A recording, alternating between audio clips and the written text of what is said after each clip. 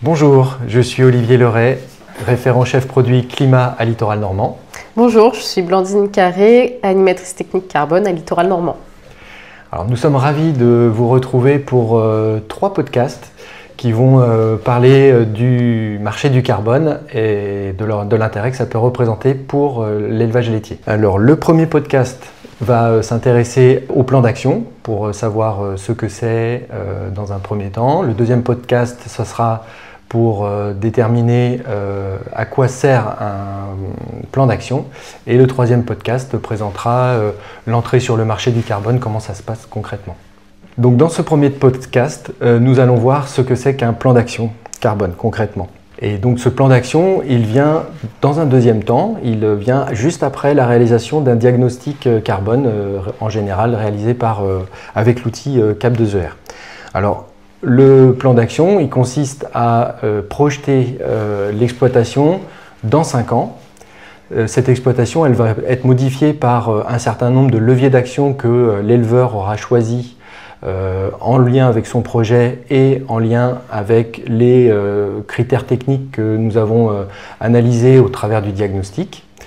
Et ces différents leviers, nous allons voir quand est-ce qu'on les met en œuvre et quand est-ce que les résultats de ce levier vont être atteints. Et on intégrera tout ça dans une simulation pour estimer la mise en œuvre des leviers d'action dans l'exploitation. Alors, Blandine, pour être concret, quels sont les leviers les plus plébiscités par les éleveurs ? Donc oui, on a fait une synthèse un petit peu des diagnostics et plans d'action qu'on avait fait chez Littoral Normand. Et il s'est avéré que le premier poste qui est choisi en termes de levier, c'est tout ce qui va être autour du troupeau. Donc près de 40% des exploitants choisissent cette famille de leviers. Ensuite viennent tout ce qui va être autour des énergies et des effluents. Donc là-dedans, on va retrouver les consommations, la production d'énergie et aussi le mode de stockage des déjections. Donc par exemple, tout ce qui va être couverture de fosses, alisiers, etc. Et en troisième poste viennent tout ce qui va être autour des rations des animaux.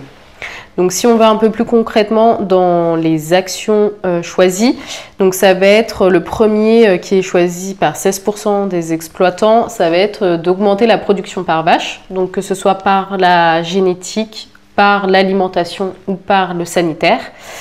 Ensuite, on retrouve des leviers liés au génisme, donc avec la réduction de l'âge au premier vélage et du taux de renouvellement.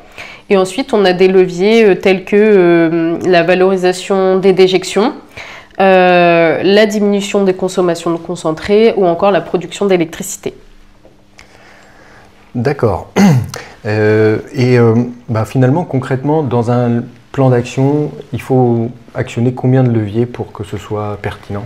Alors, il n'y a pas de nombre défini, en fait, ça va dépendre vraiment du projet de l'exploitant. En moyenne, ce qu'on voyait, c'est qu'on avait 50% des exploitants qui choisissaient entre 3 et 7 leviers. Après, on peut avoir 2 leviers comme 10. Ça va vraiment dépendre du projet de chacun. C'est très variable.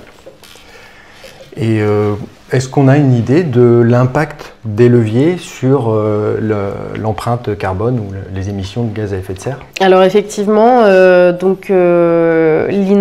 et l'Institut de l'élevage ont sorti une petite étude qui nous dit que en fait, les leviers qui vont avoir le plus d'impact, ça va être ceux qui vont être liés au troupeau.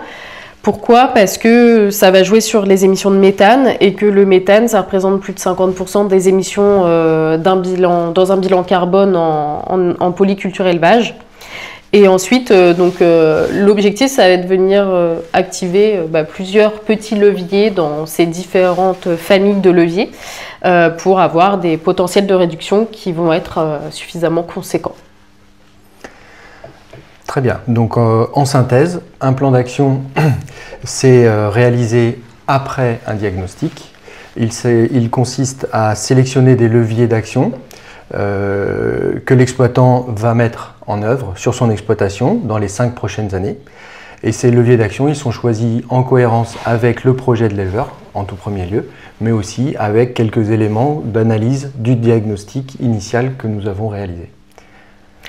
Merci de nous avoir suivis pour ce premier podcast et nous vous retrouvons pour les 2 prochains qui seront donc sur le thème le plan carbone, à quoi ça sert et une ouverture potentielle vers le marché du carbone.